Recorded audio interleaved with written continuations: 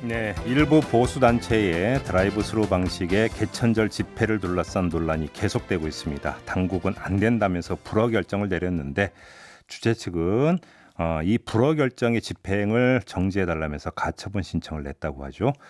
자, 두 변호사 지금 연결해서 잠시 이 문제 토론을 해보도록 하겠습니다. 한 분 한 분 소개를 해드리죠. 자, 먼저 민주당 상근 부대변인이었던 분입니다. 조상호 변호사 연결합니다. 나와 계시죠? 예, 안녕하세요. 네, 조상호 변호사입니다. 네, 안녕하세요. 그리고 국민의힘 국민통합위원을 맡고 있는 천하람 변호사 연결합니다. 나와 계시죠? 네, 안녕하십니까. 네. 천하람 변호사입니다. 네, 고맙습니다. 두 분 서로 좀 인사를 좀 나눠주시죠. 예, 안녕하세요. 전나람 변호사님. 예, 아예 조상호 변호사님 잘 부탁드리겠습니다. 두 예, 분, 잘 부탁드리겠습니다. 두 분 평소 알고 지내시는 사이신가요?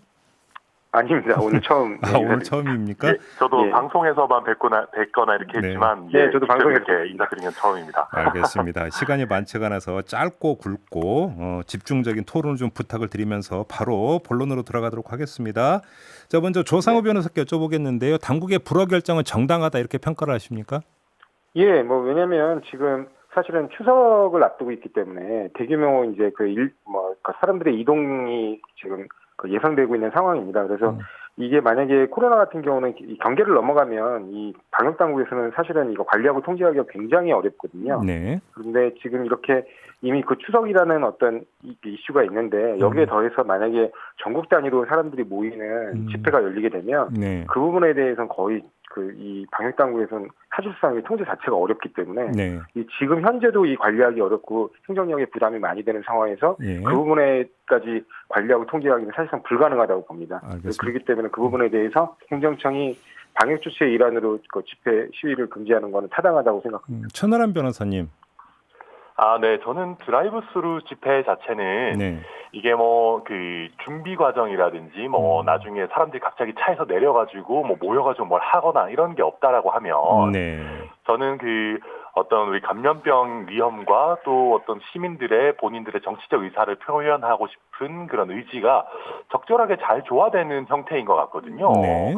저는 그래서 방역 당국에서 오히려 드라이브스루 집회를 무리하게 막으려고 하게 되면 오히려 사람들이 여기에 반발해서 오프라인 집회, 그러니까 실제 대면 집회로 불법 집회를 아예 하게 되거나 그런 식으로 반발이 나타날 수가 있어요. 우리 이번 정부 이전에 기존 정부들에서 쭉 보더라도 시민들의 어떤 집회의 자유, 표현의 자유를 막으려고 하는 시도들이 오히려 다른 부작용을 일으키거든요. 예. 저는 그런 면에서 정말로 사람들이 각자 자기 차에서만 타서 이동을 하고 집회 전후에 차에서 내려서 서로 어떤 만남을 가지거나 하지 않는다라고 하면 네. 저는 드라이브스루 집회라는 것이 공공의 어떤 그 감염병 예방이라는 공익과 집회를 하고자 하는 분들의 어떤 그런 의사를 예. 적절하게 잘 조화시킬 수 있는 좋은 절충안인 것 같은데 그런 면에서 저는 이거를 무리하게 막으려고 하는 것이 과연 타당한가 저는 의문이 있습니다. 조상호 변호사님 반론 펼칠 네네. 수 있습니다.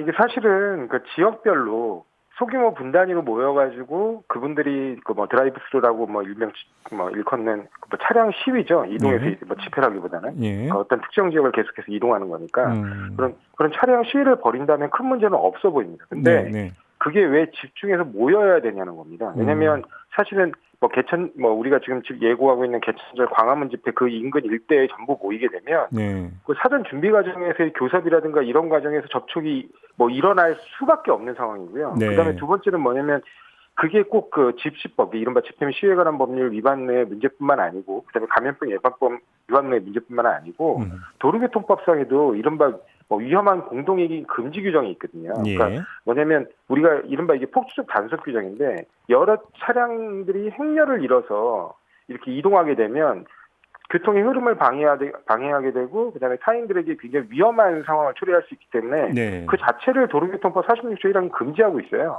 그리고 이런 부분에 대해서 만약에 위반 행위로 구속 기소되는 경우에는 면허 취소까지 하도록 아예 정하고 있습니다. 그러니까 그런 부분에 대한 도로교통상의 위험 문제도 있기 때문에 이 전국 단위로 여러 사람 지금 몇천 명 이상이 모이게 된 그런 형태의 차량 시위는 도로상의 안전을 위해서도 금지할 필요가 있습니다. 알겠습니다. 천하람 변호사님 재반론할 수 있습니다. 네. 우선 우리가 집회 자유, 시위의 자유를 얘기할 때 네. 가장 위험한 부분이 예. 이럴 수도 있기 때문에 막아야 된다라는 논리입니다. 그러니까 무슨 얘기냐면 예. 우리가 기존에 어떻게 보면 보수 정권일 때 그런 식의 논리를 사실은 많이 썼었어요. 네. 이게 사람이 많이 모이게 되면 폭력 행위로 될 수 있고 또 야간에 사람들이 모이게 되면 사람들이 흥분해서 뭐 시설을 부순다든지 폭력 행위가 발생한다든지 이런 부분이 네. 있을 수 있기 때문에 예. 집회를 원천 봉쇄해야 된다. 뭐 예를 들면 농민들이 트랙터를 몰고 상경 해서 시위를 할 때도 이게 교통방해가 생길 수 있기 때문에 서울에 진입하기 전에 아예 트랙터를 원천 봉쇄해야 된다. 예. 이런 논리들이 사실 기존에 많이 있었습니다. 네네. 그런데 이런 논리들의 문제점은 집회나 시위에 있어서의 그런 어떤 변질된 위험이라는 거는 늘 있는 거거든요. 이런 걸 논리로 삼는다라고 하면 늘 집회나 시위는 원칙적으로 금지된다라는 식의 논리로 빠지기가 쉽습니다. 네네. 예컨대 아까 말씀하신 공동위험행위, 그러니까 도로교통법 46조 같은 경우도 법이 어떻게 돼 있냐면 정당한 사유 없이 앞뒤 좌우로 줄지어 통행하면서 다른 사람에게 위해를 끼치거나 교통상의 위험을 발생하게 하여서는 아니 된다라고 되어 있는데요. 네. 제가 찾아보니까 이 드라이브스루 집회 하겠다는 분들이 소규모로 각 지역에서는 이미 10대 미만으로 이렇게 하셨더라고요. 몇 번 하셨는데 예.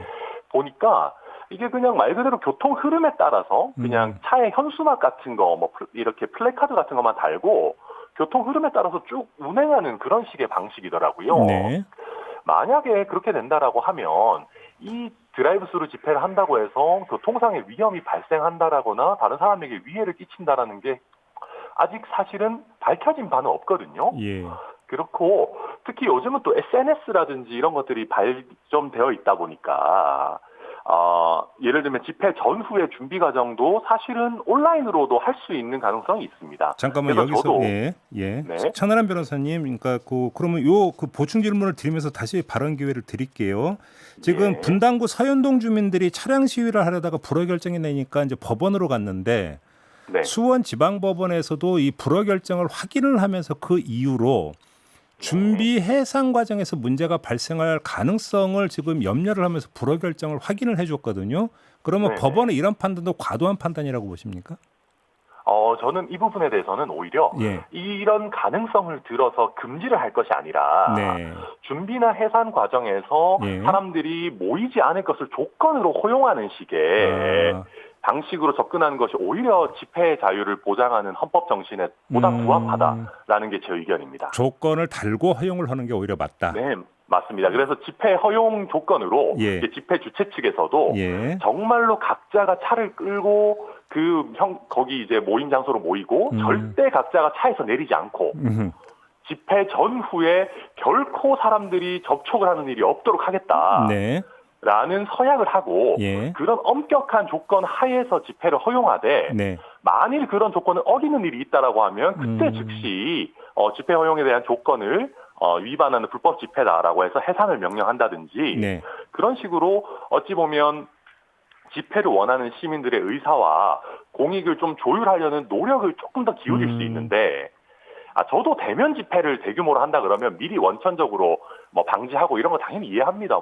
추석도 앞두고 있고 코로나도 있는데 드라이브스루까지 그렇게 하는 거는 조금 제가 봐도 과하지 않은가. 조상우 변호사님.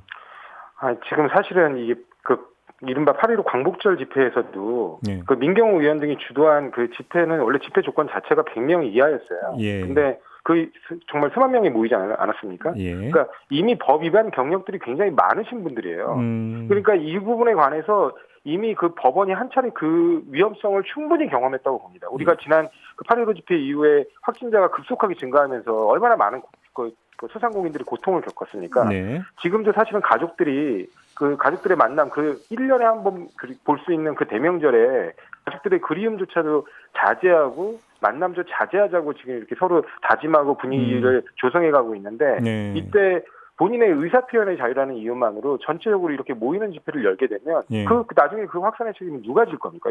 정말 이거는 국민의힘 쪽에 묻고 싶어요. 만약에 그래가지고 또다시 이른바 확진자가 늘어나는 경우에 어떻게 이걸 감당하시려고 그렇게 말씀하시는지 모르겠습니다. 알겠습니다. 사실은 이런 부분에 관해서 법 위반 가능성 이렇게 그 부분에 대해서 너무 섣불리 단정하지 말자고 하는데 네. 사실은 뭐 많은 사람들이 얘기했지만 21세 이하에서 인류의 어떤 생존을 위협하는 가장 위험한 수단은 전쟁이 아니고 감염병이라고도 얘기하고 있어요. 그러니까 이런 감염병 확산에 관해서 우리가 20세기까지는 사실은 경험해보지 못한 일입니다. 그렇기 네. 때문에 그 부분에 관해서 지금 뭐 예를 들면 개헌법이라든가 이런 그 강력한 그런 뭐 전시 상황에 대비한 조치는 없지만 이제 감염병 예방법으로 조금씩 보완해 나가고 있는 실정입니다. 그래서 그런 부분에 관해서 이런 집단적 의사표시의 자유도 여러 가지 아까 말씀하신 대로 좋은 말씀하셨는데 네. 온라인으로서 표현하는 여러 가지 방식들이 있거든요. 집단적으로 예. 함께 참여해가지고 의사를 표시하는 예. 그런 방식들을 먼저 좀 찾아보시고 다른 분들이 고통을 겪는 건데 함께하는 함께하는 마음으로 그런 부분을 선행을 하셔야지 명백하게 위험이 예상되는데 그렇게 자꾸 모여서 이게 필연적으로 모일 수밖에 없습니다. 전국적으로 알겠습니다. 이렇게 모이게 되면.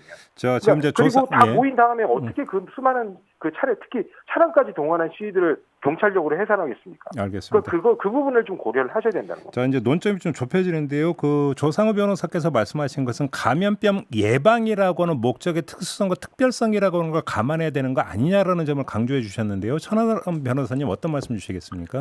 네, 저도 당연히 특수성이 있다라는 부분을 이해합니다. 네. 그런데 이제 우리가 그 위기 상황이라고 해서 집회 자유를 원천적으로 다 막는 것은 사실은 위헌적인 발상이거든요. 네. 결국은 우리가 해야 되는 일은 방역이라는 이런 어떤 큰 필요성이 있고 공익이 있는 한에서 어떻게 하면 집회 시위의 본질적인 권리를 침해하지 않을지를 고민해 봐야 되는 부분입니다.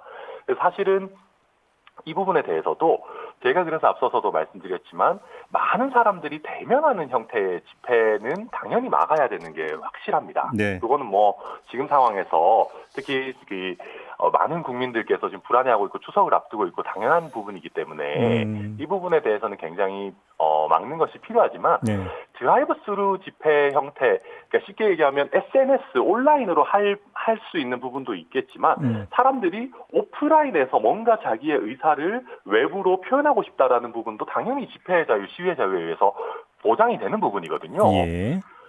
이걸 어찌 보면 지금 현재 상황에서 가장 그나마 안전하다고 할 수 있는 드라이브 스루 형태까지 이걸 막기 시작하면 이게 오히려 불똥이 다른 데로 튈 수 있다라는 거죠. 알겠습니다. 그런 면에서 저는 드라이브 스루 집회가 오히려 진짜 드라이브 스루로 잘 되도록 하는 부분에서 오히려 경찰들이 이 부분이 이런 괜찮은 절충안이 제대로 굴러가도록 관리 감독하는 형태에 오히려 먼저 좀 노력을 해봐야 되는 거지 드라이브 스루까지 원천적으로 금지하겠다라고 하게 되면 저는 오히려 다른 부작용을 야기할 수 있다라는 점을 드리고 싶습니다. 제가 사실은 한 말씀 드리고 싶은 게 그 경찰력이 통제 가능한 범위 내에서 모여달라는 겁니다. 그러니까 각 지역별로 드라이브 스루를 아주 소규모 단위로 동시간대에 하셔도 되는 거잖아요. 그러면서 의사를 표시하셔도 되는데 왜 그게 저도 같은 생각인데요. 근데 저는 전국까지 모여야 잠깐만요. 되는데. 자, 천하람 변호사님 잠깐만 자제해 주시고 조상우 변호사 발언 기회입니다. 그러니까